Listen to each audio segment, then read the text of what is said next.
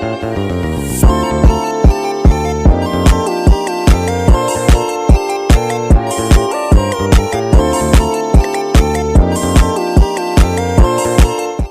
ini saya akan mempresentasikan tentang lingkup kesehatan perempuan sebagai dosen pengampu Enes Melin Kontul S.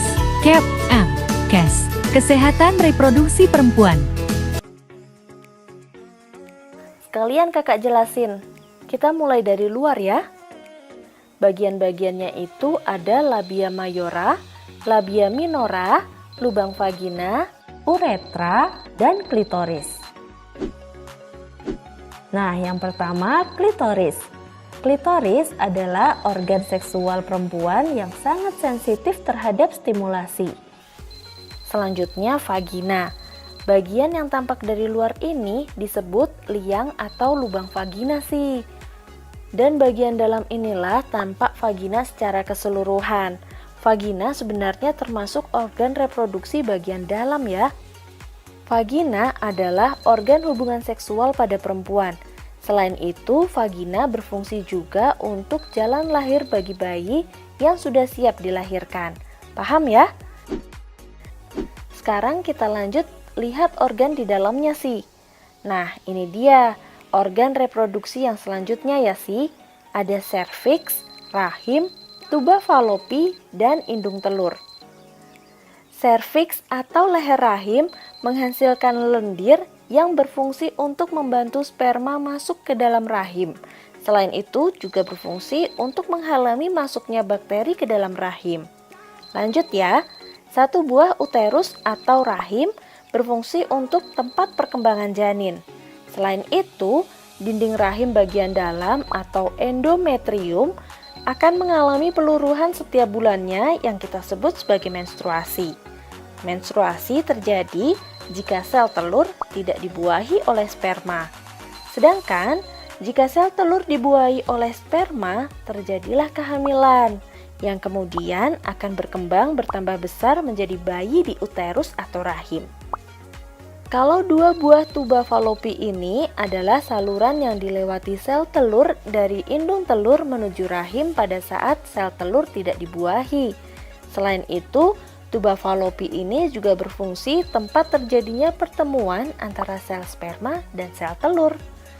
Terakhir adalah dua buah ovarium atau indung telur, kanan dan kiri. Ini yang berfungsi menghasilkan satu sel telur secara bergantian tiap bulannya. Selain itu, indung telur juga berfungsi memproduksi hormon estrogen dan progesteron. Hormon ini berfungsi menjalankan fungsi reproduksi pada perempuan, salah satunya berperan dalam proses menstruasi atau pada saat perempuan tersebut hamil. Kehamilan. Pengertian kehamilan. Dalam Kamus Besar Bahasa Indonesia KBBI, pengertian kehamilan mengacu pada definisi hamil, yaitu kondisi di mana sel telur dibuahi oleh sel sperma hingga pada akhirnya menghasilkan janin dalam rahim. Perkembangan janin di dalam kandungan dibagi menjadi trimester pertama, kedua, dan trimester ketiga. Mengapa sih perlu dilakukan pembagian per trimester bahkan per minggu? Tentu saja ada maksudnya, Mams. Salah satunya agar pemantauan perkembangan janin bisa dilakukan lebih akurat. Selain itu, jika ada kelainan pada janin akan semakin cepat dideteksi. Sekarang kita belajar yuk bagaimana perkembangan janin dari minggu ke minggu.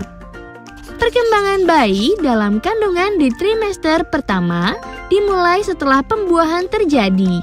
Paling cepat terjadi 2 minggu setelah hari pertama haid terakhir atau HPHT. HPHT ini juga bisa loh digunakan untuk memprediksi tanggal persalinan, yaitu dengan menambah 40 minggu dari tanggal tersebut. Oh ya Mams, salah satu perkembangan penting di trimester pertama adalah terbentuknya plasenta. Plasenta sudah mulai terbentuk pada bulan pertama kehamilan. Selain menyalurkan makanan, plasenta juga berfungsi untuk menyalurkan kotoran dari janin loh, Mams. Selain itu, Air ketuban sudah mulai diproduksi setelah kantung ketuban terbentuk atau sekitar 12 hari setelah pembuahan. Sampai minggu kelima kehamilan, biasanya moms mulai menyadari menstruasi terlambat. Ini disebabkan peningkatan hormon kehamilan HCG. Terlambat menstruasi ini menjadi salah satu tanda awal kehamilan. Saat ini janin masih berukuran 0,6 cm, lebih kecil dari butiran nasi loh, moms. Sampai akhir trimester pertama atau minggu ke-11, sudah terbentuk bakal mata, hidung, mulut dan telinga, tangan, dan kaki. Pada tahap ini, organ pada janin sudah mulai terbentuk secara lengkap meskipun belum sempurna. Janin sudah mulai terlihat melengkung seperti huruf C dan ukuran janin menjadi 8 cm. Saat ini janin sudah melewati masa kritis dan siap berkembang lebih pesat lagi. Perkembangan janin berlangsung sangat pesat di trimester kedua. Sampai minggu ke-15, tulang dan tengkorak janin semakin mengeras dan kemampuan mendengarnya ikut meningkat. Moms mungkin akan merasa tendangan janin, detak jantung moms semakin berdebar, serta bisa melihat berbagai ekspresi si kecil melalui pemeriksaan USG. Indra perasa janin mulai terbentuk dan juga sudah mulai bisa mendeteksi cahaya.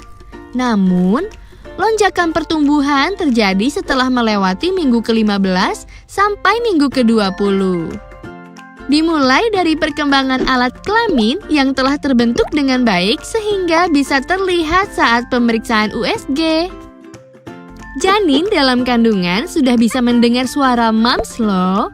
Di atas usia 20 minggu, janin sangat aktif dan semakin terlihat seperti manusia kecil. Bayi juga sudah mulai menumbuhkan alis dan rambut di usia minggu ke-25, serta berat badannya semakin bertambah karena sudah memiliki lemak. Memasuki trimester ketiga atau minggu ke-27, berat bayi bisa mencapai 1 kg dengan otot dan paru-paru yang makin berkembang. Kepalanya terus bertumbuh untuk mengikuti perkembangan sel saraf di otaknya. Kulitnya yang keriput menjadi semakin halus akibat lemak tubuhnya yang terus bertambah. Moms mungkin akan merasakan tendangan yang semakin kuat saat memasuki minggu ke-30 kehamilan. Jangan kaget ya, jika moms mulai mengalami kontraksi palsu. Barulah beberapa minggu sesudahnya pergerakan janin tidak sesering atau seheboh sebelumnya. Hal ini karena ruang geraknya semakin sempit. 5 minggu menjelang persalinan, janin akan semakin turun ke area panggul.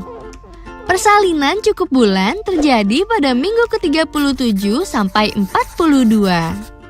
Berat janin sudah sekitar 3 kg dengan panjang 48 cm.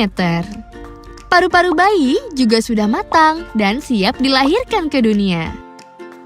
Air ketuban moms mungkin akan pecah sebagai tanda awal persalinan. Jika ini terjadi, artinya moms akan memasuki proses persalinan. Proses persalinan normal. Tahap persalinan dimulai saat kepala bayi masuk lebih rendah ke dalam panggul kamu. Kemudian, mut rahimmu mulai menipis dan melebar. Selama ini, kamu mungkin merasa kontraksi lebih kuat, teratur, terjadi setiap 5-20 menit, dan nyeri punggung bawah dan kram perut tidak menghilang. Mungkin juga akan ada lendir darah atau kecoklatan, kemudian air ketuban pecah atau mengalir secara terus-menerus.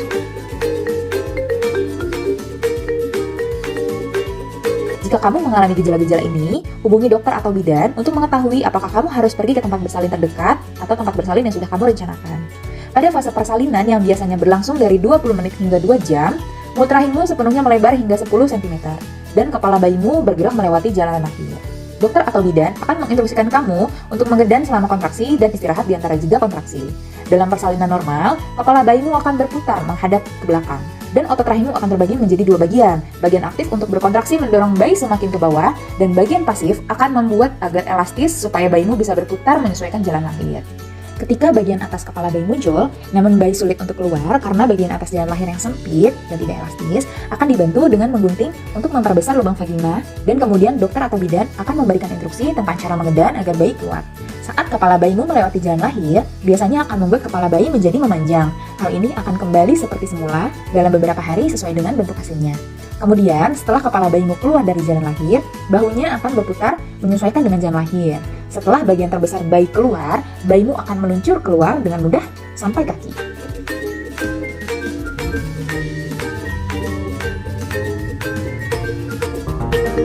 Kemudian, setelah bayi lahir, tali pusar akan dipotong.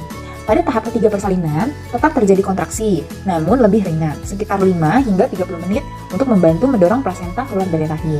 Setelah tahap ini, biasanya dilakukan inisiasi menyusui dini dengan memposisikan bayi di dada ibu untuk melakukan rangsangan awal pada bayi.